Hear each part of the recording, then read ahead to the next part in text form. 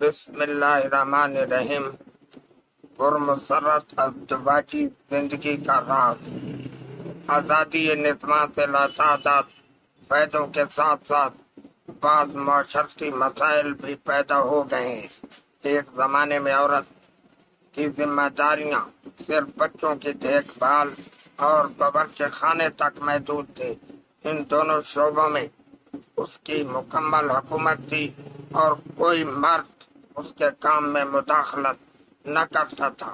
یہ روایت دراصل اس زمانے سے چلی آ رہی تھی جب مرد کا کام صرف شکار کھیل کر کھانے کا سامان جمع کرنا تھا اور عورت اس کی دیکھ بھال اور تقسیم کی ذمہ دار ہوتی تھی۔ مرد جنگ کرتا تھا، عورت زخموں پر مرہم رکھتی تھی، لیکن دور حاضر کے حالات کا جائزہ لینے سے معلوم ہوتا ہے کہ لوگ اس تقسیم کاری کو غلط سمجھنے لگے ہیں اور ان دونوں کو دو الگ الگ چار دیواریوں میں قید کر دینا مناسب نہیں سمجھا جاتا۔ ایسا معلوم ہوتا ہے کہ مہذب انسان جن خصوصیت کو کسی ایک جنس کے لیے لازم ملزوم قرار دیتا ہے وہ ہر ایک کے گرد و پیش خاص حالات سے پیدا ہوتی ہے۔ یعنی عورت نے اپنے اندر بقیہ ہوئی خصوصیتیں پیدا کی جن کی اس سے اس کا معاشرہ توقع رکھتا تھا۔ در حقیقت ازدواجی زندگی کے تقاضے اکثر و بیشتر انسان کی بعض ایسی خصوصیتیں منظر عام پر لے آتے ہیں جو اس سے قبل نظروں سے پنہا رہتی ہیں۔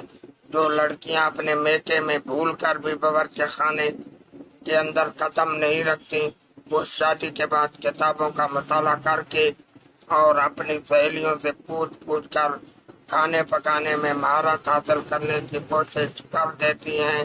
مکان کو صاف ستھرا رکھنا ایک دلچسپ مشغلہ بن جاتا ہے، کیونکہ کسی کو اپنے گھر بلانا احساس ملکیت کے اظہار کے علاوہ اکتساب مسرت کا بھی ذریعہ ہوتا ہے۔ جس لڑکی کو آگے چل کر زینت خانہ بننا ہے، اور ہمارے ملک میں کتنی لڑکیاں ایسی ہیں جو اس کے بغیر بھی گزارا کر سکتی ہیں، اسے چاہیے کہ ابتدائی سے امور خانہ داری اور کھانے پکانے میں مہارت حاصل کرنے کی کوشش کرے، خواہ اس کے لیے اسے اپنے مطالعے یا دوسرے دلچسپ مشغلوں کا کچھ وقت بھی قربان کرنا پڑے۔ پرمسرت ازدواجی زندگی کا دار و مدار فریقین میں اشتراک بام کی صلاحیت پر ہے۔ یہ اشتراک بام صرف تفریح اور دلچسپیوں تک محدود نہیں رہنا چاہیے، دونوں میں یہ صلاحیت بھی ہونی چاہیے کہ ان میں سے ہر ایک اپنے ذوق کو دوسرے کے ذوق سے ہم آہنگ کر سکے تاکہ ایک دوسرے کی مسرت سے خوشی حاصل ہو سکے۔ جنسی ہم آہنگی کی لذتیں اس وقت محدود ہو جاتی ہیں جب شادی کے بعد پہلے دن سے یہ کوشش شروع کر دی جاتی ہے کہ بچہ ابھی نہ ہونا چاہیے، کیونکہ تشویش یا احتیاط خواہ وہ جیسی بھی ہو لذت کی نفی کرتی ہے۔ قدرت جنسی لذت کو نسل انسانی کی بقا کا ذریعہ بناتی ہے۔ شادی کے بعد مرد یا عورت کسی کو یہ نہیں سمجھنا چاہیے کہ اس کی شخصیت یا زندگی میں کس طرح کی کوئی تبدیلی پیدا نہیں ہوگی۔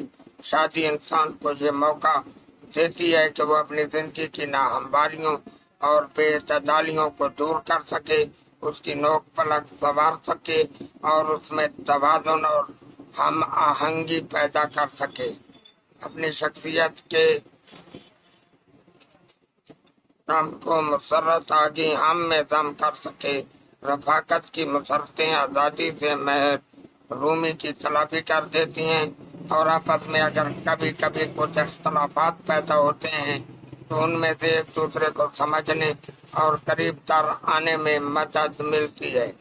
نئی شادی کا طلسم ٹوٹنے کے بعد بعض اوقات فریقین کو یہ تلخ احساس ہوتا ہے کہ ان میں مکمل ہم آہنگی نہیں ہے۔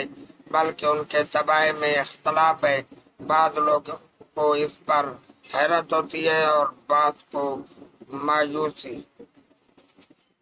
यहाँ पर मैं एक बात आपको बता दूं कि एक मुजर्रद इंसान की जिंदगी बिल अमूम यक रंग और बेकैफ होती है।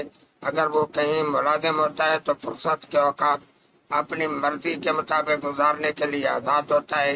इस नुक्ता नजर से उसकी शादी एक कुर्बानी की हैसियत रखती है, लेकिन इसमें बात खसूसियतें सिर्फ शादी के बाद पैदा होती हैं।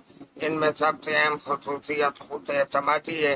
इंसान की शख्सियत के बाद ऐसे पहलू उभर आते हैं जो वालिदैन के साथ या तना मुजर्रद जिंदगी गुजारने की वजह से दबे रहते हैं। जो गैर शादीशुदा नौजवान अपने अजीजों और दोस्तों के घरों में लड़ाई झगड़े देखकर शादीशुदा जिंदगी के मुतालिक को खराब राय कायम कर लेते हैं, उन्हें याद रखना चाहिए इस जिंदगी की सिर्फ अधूरी तस्वीर देखते हैं, इसलिए जाहिर है कि उनकी राय हमेशा गलत होती है। और इससे ज्यादा अहम बात यह है कि हर शख्स को खा वो मुजर्रद हो या शादीशुदा अज़दवाजी जिंदगी के मुतालिक असबाती और हकीकत पसंदाना तर्ज अमल इख्तियार करना चाहिए। इंसान को हर सूरत हाल का बगौर मुताला करने के बाद सोच समझ कर ये फैसला करना चाहिए कि क्या वो ये रवैया इख्तियार करे। इस तरह उसका अपने घर में एहतराम किया जाता है और घर से बाहर भी। अल्लाह ताला हम सबका हामी और नासिर हो। वस्सलाम।